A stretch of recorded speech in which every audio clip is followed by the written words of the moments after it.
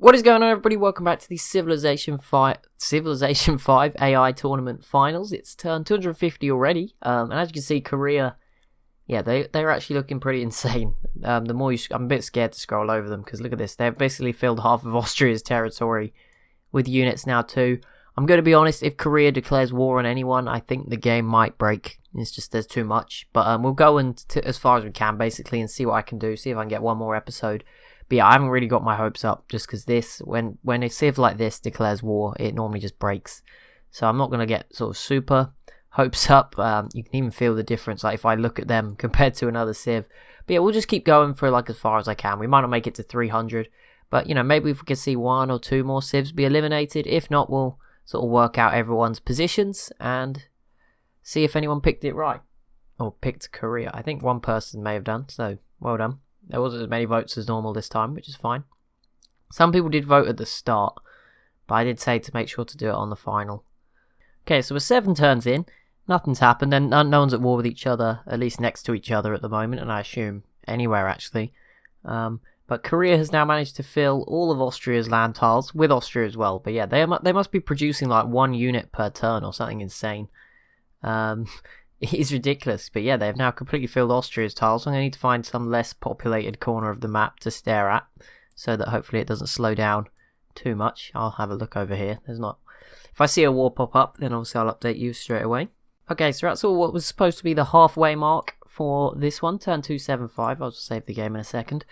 Yeah, Korea is still just filling the map with a lot of stuff. They're starting to fill the sea now, and India's started to also. They gave open borders, big mistake. So Korea's kind of like peacefully just annexing the whole world. They have almost 10 planes in every city here. That is terrifying. But yeah, no wars have broken out. It's been very chill. They're all pretty happy with each other. So we'll keep going. Maybe we'll get some last minute action. If not, we will do a roundup.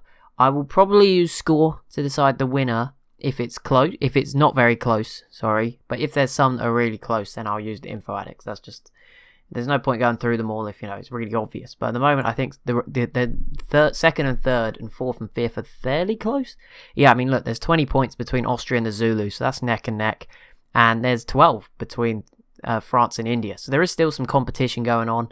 I think Korea has definitely done enough at this point to seal first place. But yeah, I mean, second and third, the fight is still on between these two. And same again goes for sort of fourth and fifth here between India and France. Still nothing major, about 8 turns to go. Every luxury in the world's just about been banned, but yeah, no wars. They're all pretty chill with each other. Yeah, I'm surprised. I mean, they've all sort of reached the end of the tech tree. I think France is maybe a few away, but the rest of them seem like they're there. So yeah, we're just sort of waiting it out, see what happens. If not, I'll just go through the info addicts, and we'll find out who finishes where. That's always good fun. Okay, turn 300. No, nothing happened. It was very surprising. There was a lot of units. Yeah, that happened. But I'm gonna have to reload the game probably to look at the info addicts. I'll save and see just in case. But yeah, it'll probably break, so I'll probably have to come back in just a second. Yeah, let me just save this. Boom. And yeah, we'll be back in a sec for me to, you know, jot the numbers up, and then we'll have a look at them. Okay, second time lucky. I have opened the info addicts once. There we go. It did work. We're all good. I've counted up the scores. I did my same usual method, 10 points for coming first, you know, and then 1 down for each position, down to 1 for 10th. But obviously there's only 5 civs, so 10 is wrong. I used 5, 4, 3, 2, and 1.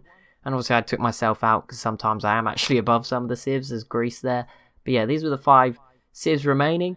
It was pretty emphatic just because we used the smaller number system. It was actually a bit closer than, you know, it sounds closer, but it wasn't particularly close at all. So yeah, I'll quickly run through the top 5 and we'll go over the info addicts as well.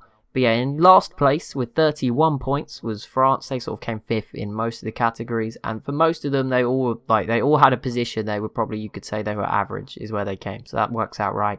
In 4th was India. They were 4th place most of actually. Yeah, no, sorry. Yeah, I'm getting the numbers confused in my head. Yeah, they were 4th place most of the time. So again, that's a pretty reasonable one. They had 44 points. And there's also like an even jump between pretty much every team. A bit of a bigger one between second and third, but most of the jumps are about 10, 11 points. So India with 44 in 4th place. Then up to 3rd, it was Austria with 52 points. I think they got a bit unlucky. They were a lot better than India, but obviously the stats didn't really show that because they're only getting 1 point more each time. Then there's quite a big jump of about 20 points to 72, where it's the Zulu, who came fourth in most things.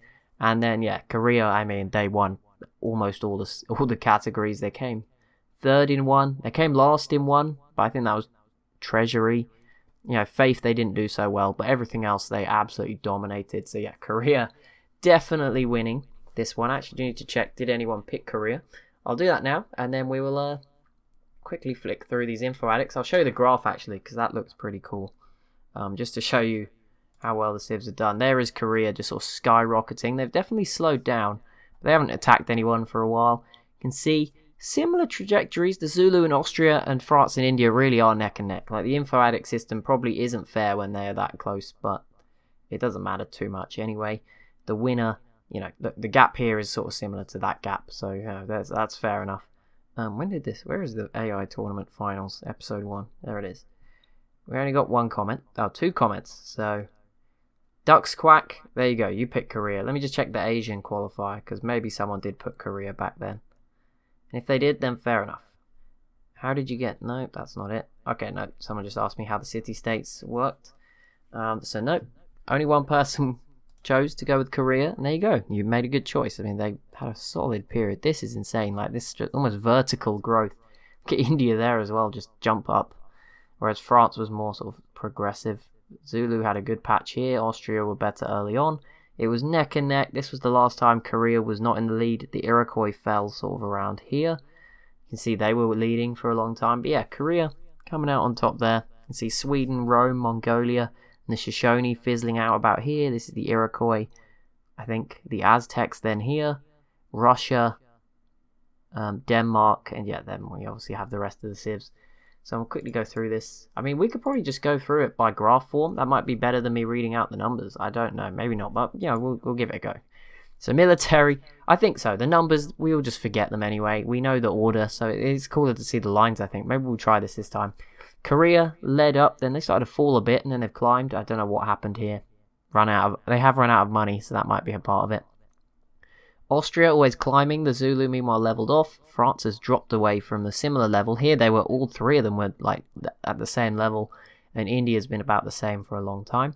Net gold, that is 0. So as you can see, Korea is losing an awful lot of money. But the fact is they can just rebuild the units in the same turn. I can't imagine. It probably takes them 1 turn to build the units at this point. Austria also on the way down. Bit of a bump for France, but they've not really maintained it. India and the Zulu just about keeping the world economy not really afloat. They are now definitely eating into debt, which I guess is actually pretty realistic when you think about it. So never mind. Maybe not the worst thing. Gold per turn though, income. Korea's got the highest income. Austria and the Zulu again sort of chasing each other for 2nd and 3rd. And France and India battling it out further down the list. I mean, these are all impressive numbers. They're all actually really good civs. Like, if you put, I don't know how to justify that because obviously it is relative. But they're all doing pretty well. They've all got full technology. I think France is a couple of turns away, but the rest are all at like Tech 80.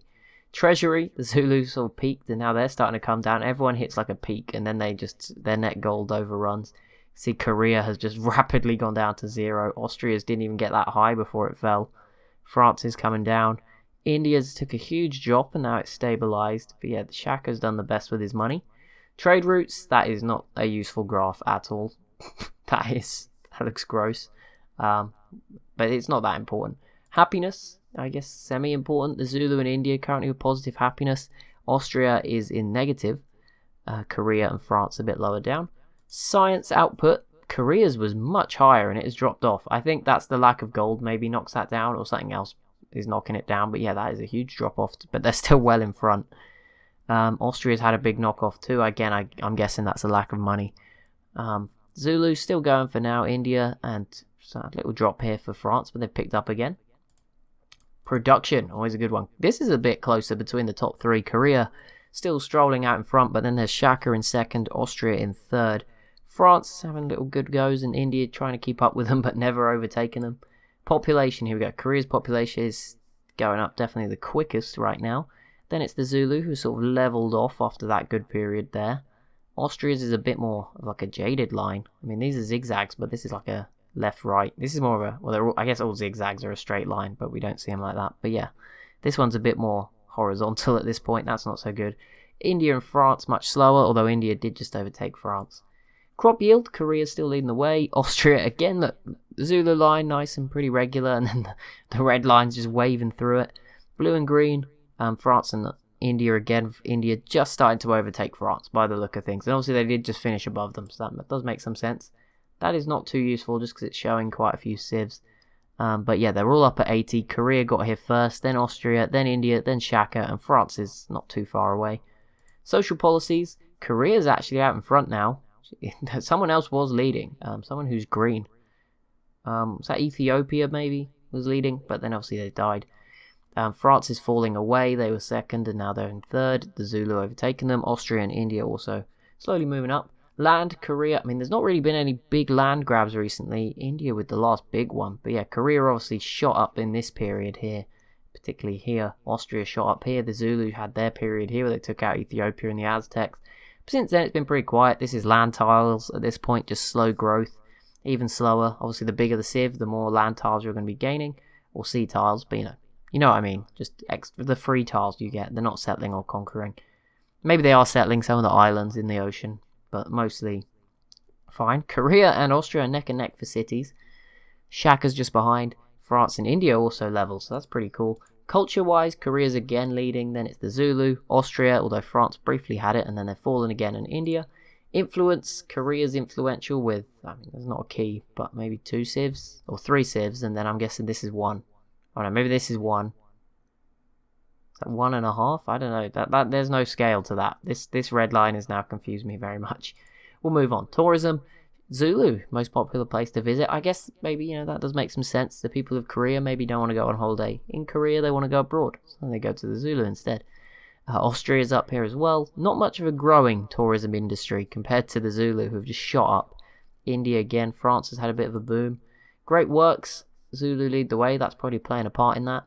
Korea's coming up here, Austria, these lines all look very similar there.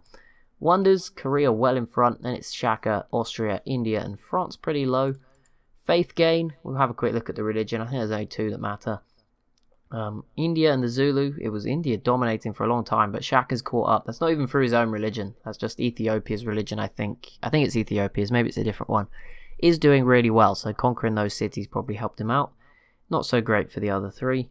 Total faith, obviously, that depends on if you're spending it. Korea is just skyrocketed. The Zulu, meanwhile, clearly are spending it because theirs goes up and down and up and down. France is stacking up.